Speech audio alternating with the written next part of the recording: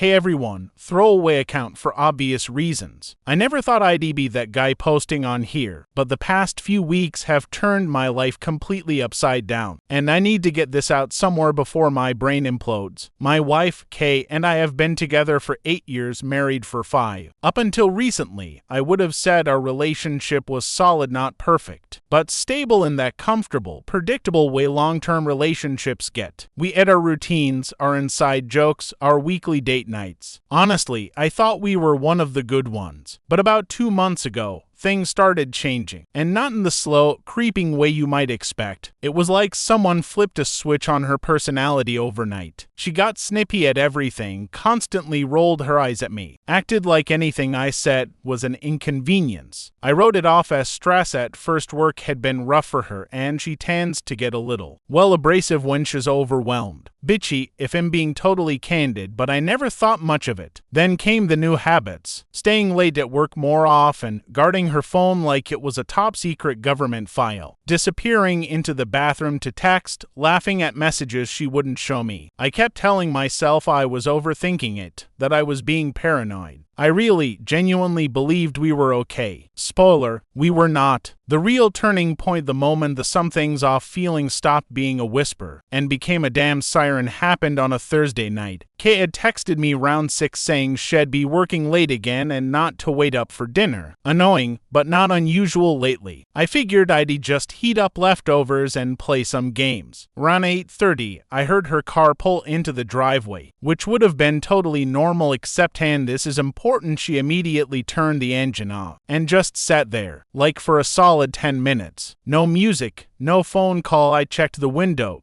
Nothing. Just sitting in the dark car like she was psyching herself up for something. When she finally came inside, she jumped like she'd been caught sneaking in after curfew. She gave me this weird, overly cheerful hey, and practically sprinted past me to the bedroom. And her hair, God, this sounds insane, but her hair was messed up. Not windblown, not humid outside frizzy, more like someone had run their hands through it repeatedly. I asked why she was home early if she was working late. She didn't even blink before spitting out, "Oh, they sent us home because the power went out at the office." Except I checked the city outage map later out of curiosity. No outages anywhere near her work. Not even a flicker, and that was the first time I thought, she's lying, not misremembering, not confused, straight up, look me dash and dash the dash eyes dash and dash say dash it dash with dash a dash smile lying. That's when the gut feeling started. You know, the one that makes your stomach feel like it's sitting in ice water. That's when things started to unravel. So after the whole power outage that definitely didn't happen thing, I tried to let it go. I really did. I kept telling myself, don't jump to conclusions.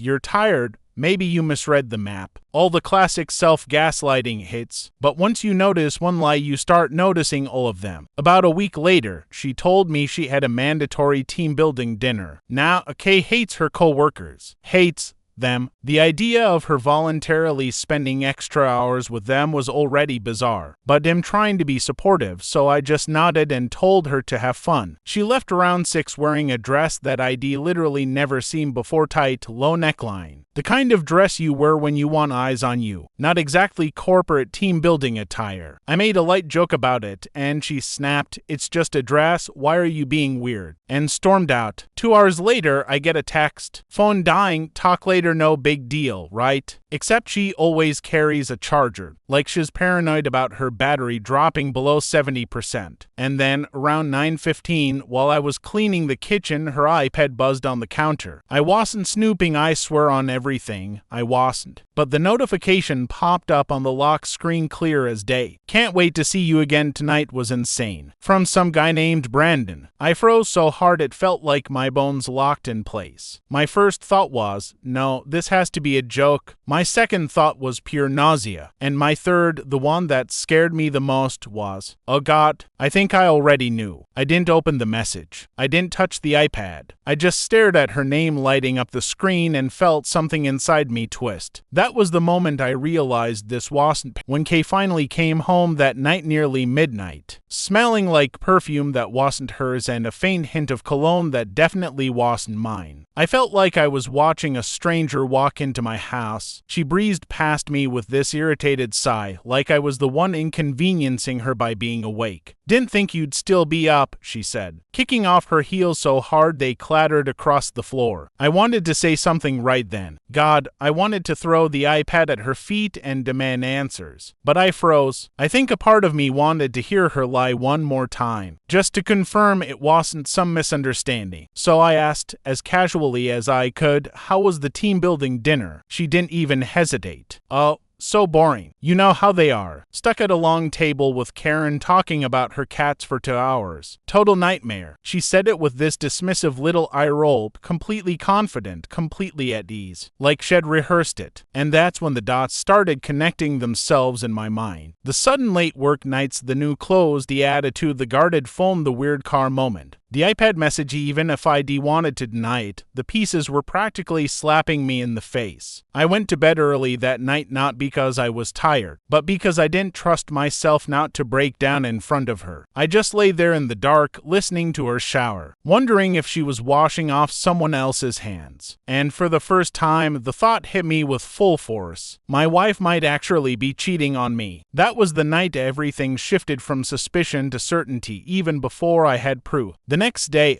I woke up feeling like I had a brick sitting on my chest. Kay was already gone, left early for an important meeting, sure. Right. At that point, every word out of her mouth felt like a slot machine of lies. I spent most of the morning pacing the house, replaying every little moment from the past month. I kept telling myself I wasn't going to dig. I wasn't going to snoop. I didn't want to become that guy, but then I remembered something. Her iPad syncs automatically with her phone. I didn't go looking for the iPad. It was right there on the kitchen counter, plugged in. Screen lighting up every few minutes with random app alerts. And look, I swear I didn't want to open it. I must stood there for a full 2 minutes staring at the lock screen, trying to convince myself to walk away. Then another message popped up. Brandon, still thinking about last night. Same time tomorrow. Same time tomorrow. It felt like my stomach dropped straight through the floor. My hands were shaking when I picked the iPad up. I unlocked it with her passcode, the same one she's had for years. And right there at the top of the messages was the entire thread. And guys, it was bad. Flirty texts, inside jokes, plans to meet up, pictures. The whole thing read like they'd been together for months. She'd been telling him things like, "You make me feel alive again. I hate going home after seeing you. He has no clue, lol." Every word felt like another punch to the ribs. I sat down at the table and just stared, scrolling like I was watching someone else's life fall apart. I don't even know how long I sat there before I realized I was crying. Not loud, not dramatic, just silent tears dripping onto the table. It wasn't just that she was cheating. It was how easily she lied about it. How casual she was. How little guilt she seemed to feel. And for the first time, I said the words out loud. She was really doing this to me. That was the moment the shock turned into something darker, something that felt like betrayal, sinking into bone. The rest of that day was a blur. I couldn't focus on work, couldn't sit still, couldn't think about anything except those messages burning a hole in my memory. Every time I closed my eyes, I saw her words to him laughing about me, planning their next meetup.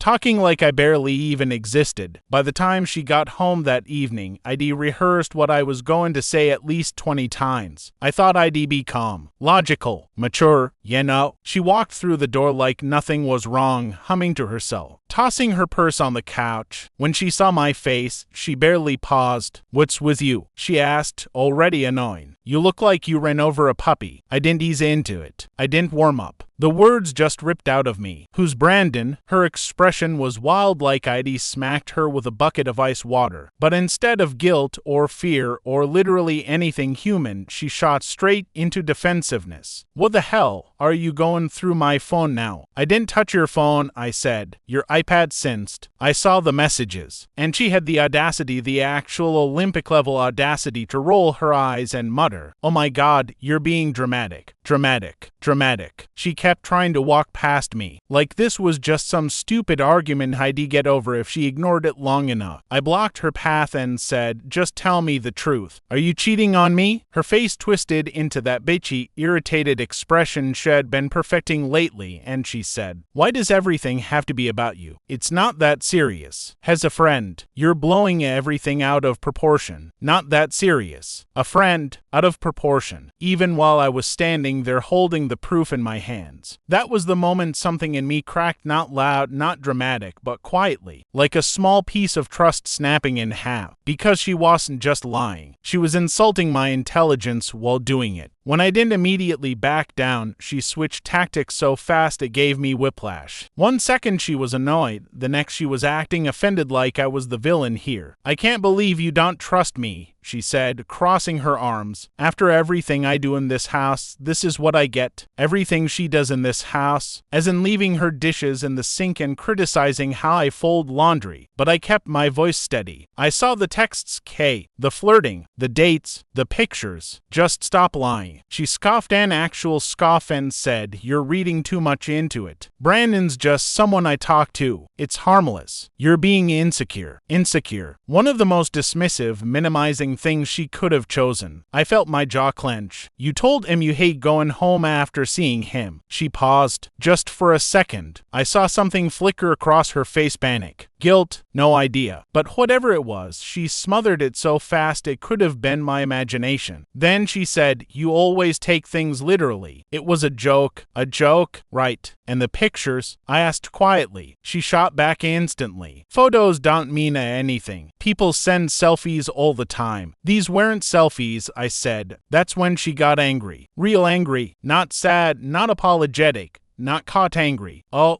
so now you're policing my conversations. What? Am I not allowed to have friends because my husband is paranoid?" I swear, hearing her twist everything around, turning her cheating into my problem, felt like my brain was short-circuiting. I said, "Just tell me the truth, please." She rolled her eyes again and muttered, "You're exhausting." Exhausting. Not heartbroken. Not concerned. Not even trying to fake remorse. Just bothered. And that's when it hit me like a punch to the gut. She didn't respect me at all. Not even enough to lie convincingly. Not even enough to try. And somehow that hurt almost as much as the cheating itself. When I didn't immediately back down, she switched tactics so fast it gave me whiplash. 1 second she was annoyed, the next she was acting offended like I was the villain here. "I can't believe you don't trust me," she said, crossing her arms. "After everything I do in this house, this is what I get. Everything she does in this house," as in leaving her dishes in the sink and criticizing how I fold laundry. But I kept my voice steady. I saw the texts, Kay, the flirting, the dates, the pictures. "Just stop lying." She scoffed an actual scoff and said, "You're reading too much into it. Brandon's just someone I talk to. It's harmless. You're being insecure." Insecure. One of the most dismissive, minimizing things she could have chosen. I felt my jaw clench. "You told him you hate going home after seeing him." She paused. Just for a second. I saw something flicker across her face. Panic. Guilt? No idea. But whatever it was, she smothered it so fast it could have been my imagination. Then she said, "You always take things literally. It was a joke." "A joke? Right. And the pictures?" I asked quietly. She shot back instantly. "Photos don't mean anything. People send selfies all the time." "These weren't selfies," I said. That's when she got angry. Real angry. Not sad, not apologetic, not caught angry. "Oh,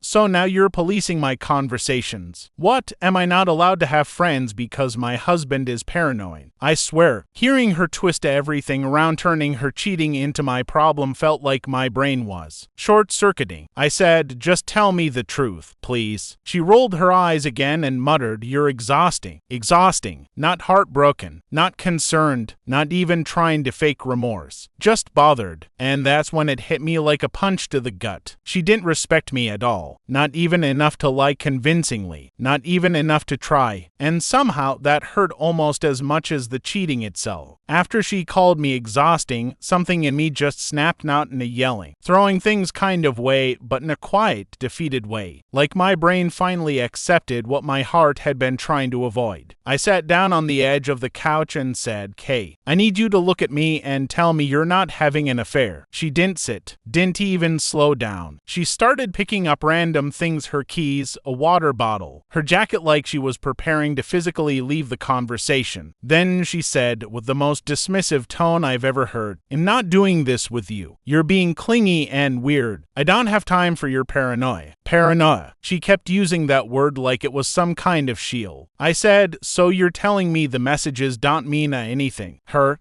Yes. God, yes. Can you stop interrogating me? Then show me your phone, I said. My voice was shaking, but it came out firm, and that got her attention. She whipped around so fast I actually flinched. No, she snapped. It's my phone. I don't owe you access to everything. But if there's nothing to hide, I said no. She shoved her phone deeper into her purse like I was about to tackle her for it. And maybe this is stupid, but that moment seeing her cling to the phone like it was a lifeline told me more than any text ever could. She realized it too because her voice suddenly softened. She tried this weird, half-hearted sweet tone and said, "Look, things have been stressful. You're being sensitive. I've just needed someone to talk to. You blow everything out of proportion and then I'm the bad guy." There it was again. Twisting, flipping, rewriting the whole situation so she could play the victim. I said nothing. I couldn't. My throat felt like sandpaper. She took my silence as an opportunity to escape the conversation and said, "I'm taking a shower. When I come out, I hope you're done with this nonsense." Then she walked away, just like that, leaving me sitting there surrounded by the ruins of our marriage, while she acted like I'd asked her about misplacing the remote. And I think that's the moment I truly broke, not because she cheated, not because she lied, but because she didn't even care enough to pretend she hadn't. The next morning, she acted like it was any other day, casual, breezy, humming while making coffee. Meanwhile, I felt like someone had scooped my insides out. She gave me this annoyed glance when she noticed I'd slept on the couch. "Really?" she said. "You're still being dramatic." I didn't answer. I couldn't. If I opened my mouth, I was afraid everything inside me would pour out at once. She grabbed her purse with a death grip phone inside, muttered something about having a busy day, and left. The second the door clicked shut, I felt this cold determination settle over me. I didn't want to snoop. I didn't want to be that person. But Shed made it clear. She wasn't going to tell me anything. I went back to the iPad. I don't know what I expected, maybe that the messages would magically make sense, or that I'd somehow misread everything the night before. But no, it was worse. There were new texts from that morning. "Brandon, good luck today. Last night was amazing. Miss you already. Her, wish I could see you again sooner. Has being impossible. Brandon. Lol. Just keep playing it cool. He won't figure it out. Her, has clueless. Don't worry. Clueless. She called me clueless. And the timestamp, sent while she was literally standing 20 feet away from me, sipping coffee and telling me I was being dramatic. I scrolled further up. There were hotel confirmations, Uber receipts, a picture of the two of them together, half his face, her entire smile. A smile I hadn't seen directed at me in months. My hands were shaking so violently I had to put the iPad down before I dropped it. That was the moment I knew beyond a shadow of doubt that she wasn't just cheating. She was actively choosing someone else over me, lying with ease, mocking me behind my back, living a whole second life while expecting me to stay in the dark. I felt numb, hollow, like emotional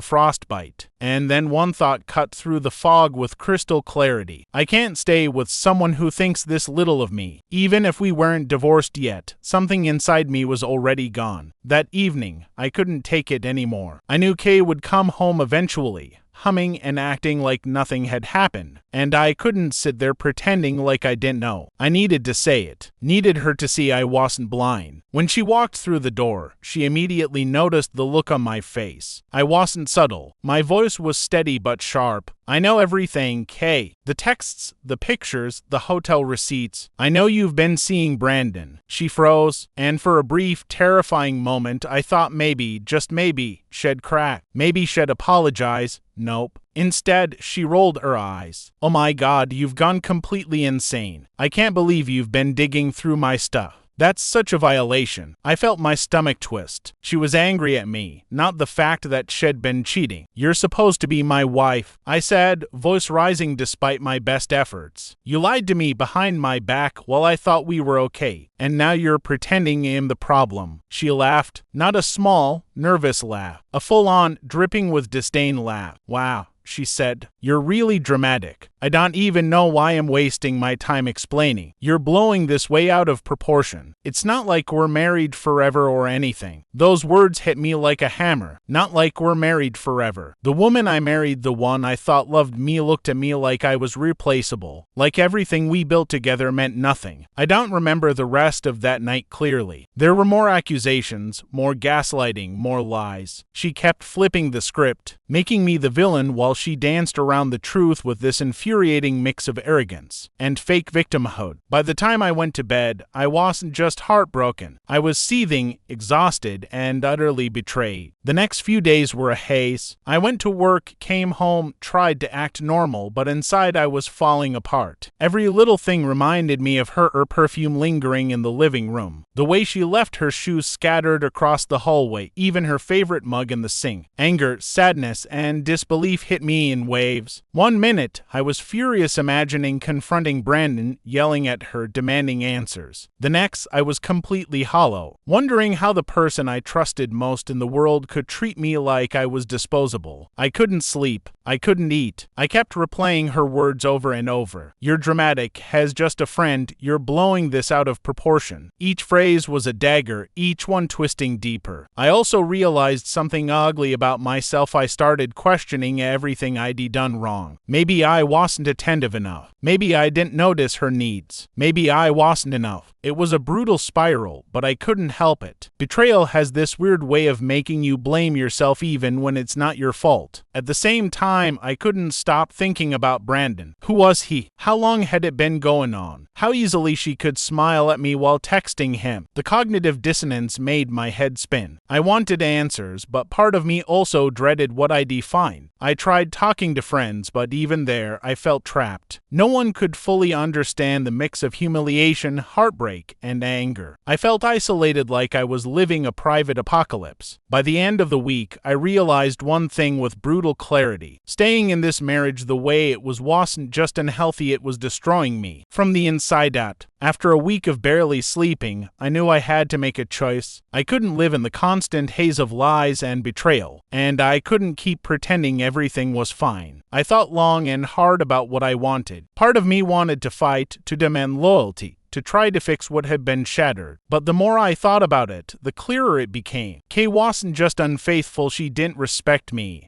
And respect is non-negotiable. So I made a plan. I wasn't going to lash out. I wasn't going to beg or plead. I was going to protect myself. I started by gathering evidence, messages, receipts, pictures, not to blackmail or humiliate her, but to make sure that if I needed to take legal action or secure my own interests, I had the facts straight. Then I set up a time to talk face to face, calm and no screaming. I wanted her to know I wasn't naive, that I wasn't going to be gaslight anymore. When the moment came, I told her calmly, "I know everything, and I can't do this anymore. I can't stay in a marriage where I'm not valued or respected." Her reaction? Classic Kay. Bitchy, defensive, with a hint of anger that she had to face the consequences. She tried to flip it again, saying, "You're overreacting. Maybe you're just too controlling. I'm allowed to have friends." I shook my head, steady this time. This isn't about control. This is about betrayal. I can't fix it, and I won't. By the end of that conversation, the decision felt real and irreversible. I was done. After that confrontation, the house felt both heavier and emptier. She moved out a few days later, angry, bitter, still refusing to fully acknowledge what she'd done. And for the first time in months, I could breathe. The first few weeks were brutal. Nights were the hardest. I kept reaching for the couch, expecting to see her there, and sometimes I cried alone, letting all the anger and sadness spill out. But slowly, I started reclaiming myself. I reconnected with friends I'd neglected, threw myself into hobbies I had abandoned, and even started therapy to process the betrayal. Talking about it, really talking, helped me untangle the mess of emotions that had been suffocating me. I realized that healing doesn't mean forgetting. It doesn't mean forgiving her. It means acknowledging the pain, setting boundaries, and learning to value yourself again. I also started noticing the small victories, laughing without feeling guilty, sleeping through the night, even just enjoying a quiet morning with coffee without spiraling into thoughts of her and Brandon. The betrayal cut deep, yes, but it also forced me to confront something important. My worth isn't tied to someone else's choices. Looking back, I can see so clearly how everything unraveled and how I ignored the warning signs for far too long.